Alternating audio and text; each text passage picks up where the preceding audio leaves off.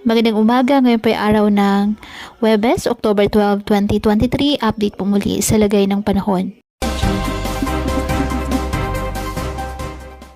Patuloy pa rin na minomonitor ang isang low pressure area na nasa loob ng ating Philippine Area of Responsibility at patuloy po rin po ito na nakakaapekto ang trough nito ngayon sa iba't ibang bahagi ng ating bansa.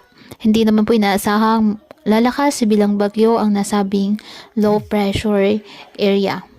At posible itong sumama sa sirkulasyon po ng bagyong Bulavin. Samantala, lumakas pa at ganap na pong super typhoon ang bagyong Bulavin na nasa silangan po ng Northern Luzon.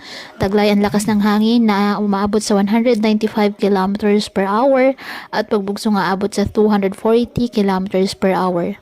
Pa-north-northwest po ang galaw ng nasabing bagyo. Hindi po inaasang papasok ng ating Philippine Area of Responsibility. Wala rin po itong direktang epekto sa lagay ng ating panahon. Ngayong araw, dahil sa trough ng low pressure area, ang Bicol Region, Mimaropa, Quezon, Visayas, Zamboanga Peninsula, Northern Mindanao at Caraga, asahan na maulap na kalangitan na may kalat-kalat na pag-ulan at thunderstorms. Ang nalalabing bahagi ng bansa kasama ang Metro Manila, bahagyang maulap hanggang sa maulap na kalangitan with isolated rain showers or thunderstorms dahil pa rin po sa trough na nasabing LPA at localized thunderstorms.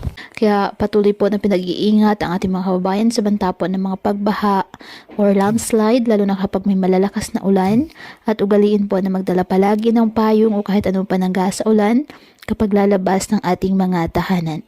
At yan po muna ang update sa lagay ng panahon ngayong araw. Muli patuloy po tayo na mag-ingat at palaging tandaan, God loves you. Stay safe and God bless.